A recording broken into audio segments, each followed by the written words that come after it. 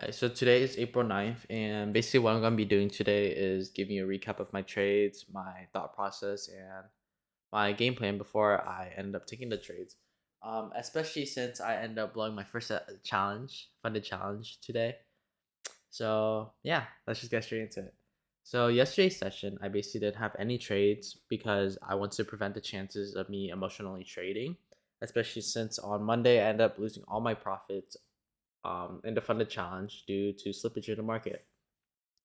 Basically, what that is trading view and TradeAway were basically showing different prices in the markets during that time frame, and I ended up taking a short when TradingView was showing a downwards candle, but actually in TradeAway, which you should trust more, was showing an upwards candle, resulting in the market hitting my stop loss because Top Step has a rule in which you can't lose over $1,000. And on Monday, you could see the volume was extremely high, and I was just trading one contract in NQ, which I shouldn't have done, and I should have done minis instead.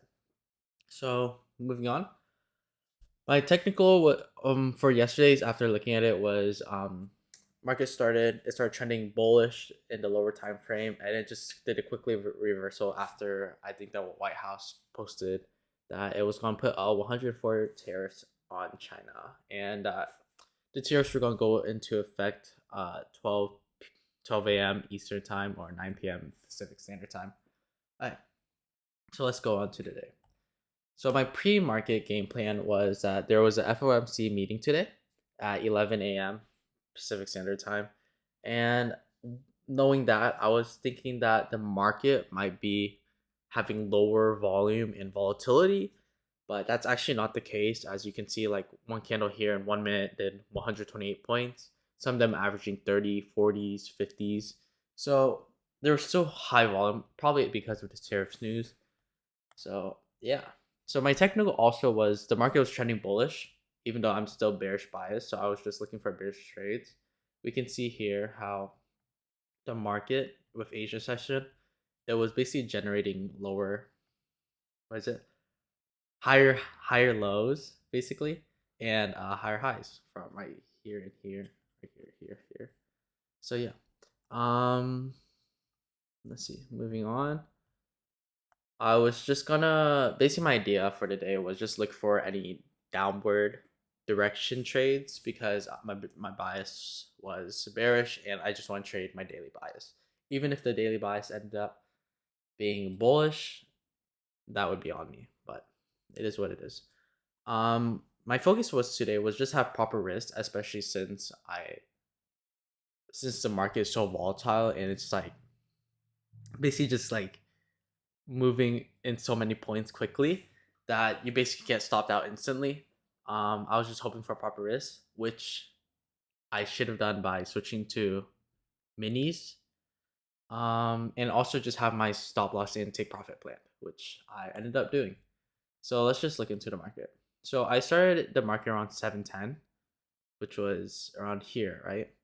So looking at the market, I could see buy side liquidity was already taken previously around 7 and creating another buy side liquidity, but there's all this sell side liquidity at the bottom.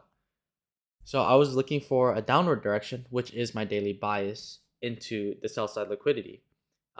We can see here when the market was reaching buy side liquidity, ended up creating a fair value gap, and it ended up reversing down, creating an inverse fair value gap. So at that point, I was looking for one of my setups called the Forever model. I basically learned it from Justin Werlin. I'll just drop the link in the bottom. It's actually a really good model, and I think some people might not like ICT, but for me, it's just basically easier for me to understand the markets through it. It's just words that are more complicated than it should be, but it's just somehow easier to understand. Um, Hey, so moving on. So we can see it passed the value gap, creating an inverse fair value gap, and passing the change of state. Um, since I started here, I was just gonna look for a retest in the inverse fair value gap or in the change of state and trend back downwards, right? we're looking for the market to head to sell side liquidity because market likes hunting liquidity. Um, which it started doing, and that's when I end up placing my trade right here. Let me just pull this up. Right around here. So I was kind of late into the market, especially I should have taken it sooner, but I think coming from Monday and Tuesday, I kind of wanted more conviction and confidence when I placed the trade. And I think having another candle trend downwards was my conviction that I needed to trade it.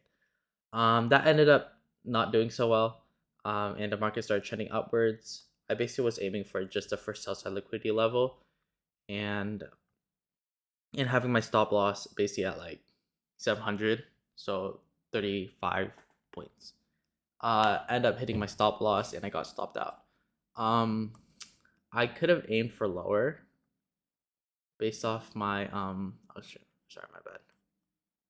Based off my projections for standard deviation, which was around these areas, but I just chose to aim for the first sell side liquidity level, especially since I'm just doing a funded challenge and I shouldn't aim for like too much money, and how there's a consistency target of me not having one trade over 50% of my total winnings.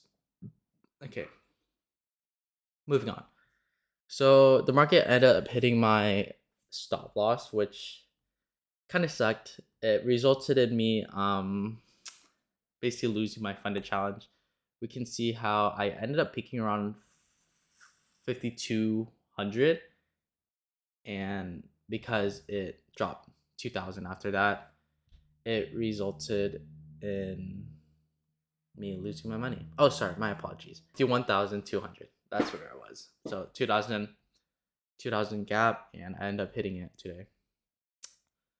So moving on, we can see how the market started trending upwards, and I was just hoping for the market just trend down. That was because of my daily bias. And because there's just so much sell side liquidity being placed right now, right? We can see here. And so if we let the market play out for a bit, we can see how the inverse fair value gap. Honestly, after this trade, I just want to stop trading. Basically, new funded challenge, just new day.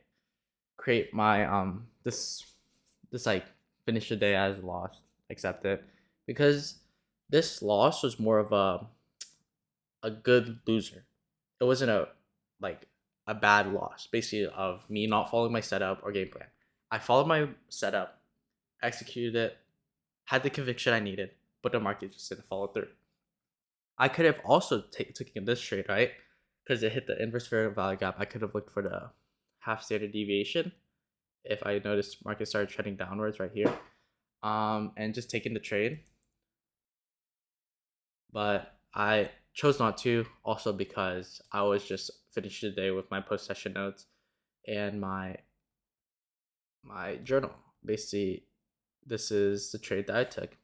We can see how I end up losing $739, including my commissions.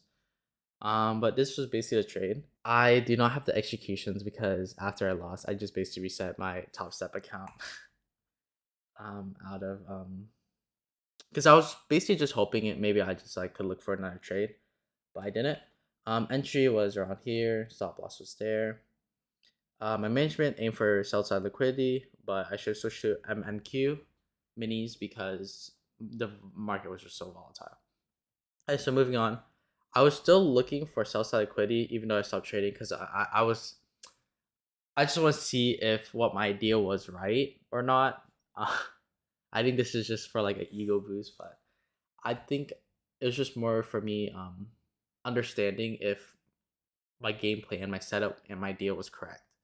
And so as we let the market play through, we can see strong bearish response after this inverse fair value gap. Um, Honestly, someone probably made of taking this trade after I passed the change of state here. It could have shorted, so we can just continue. Market just retests the inverse fair value gap a bit, and then just started tanking after that, and ended up hitting -2 and -2.5, right? Yep, right there. You can also see the standard deviation here also. My apologies. Right here also hitting it. So yeah, that's basically my only trade that I took today, and it resulted in me blowing my account.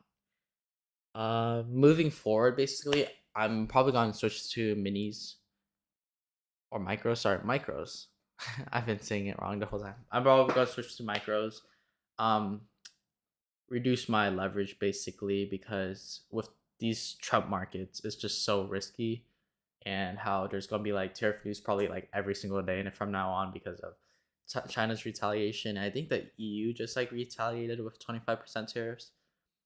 I'm not sure about that. I think I saw it somewhere, but yeah. So that's basically my recap of the day. Um, yeah, you could just see here, post market, post reflection.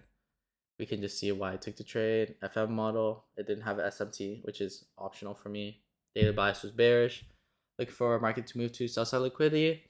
What I did do right was wait for conviction, but what I did wrong was just trade on NQ during high volatility and volume, which I shouldn't have, especially since I was in drawdown basically. And how can I use this to my advantage? Just switch your IQ. Just switch your micros. That's basically it. And trust my edge. Basically, I should have.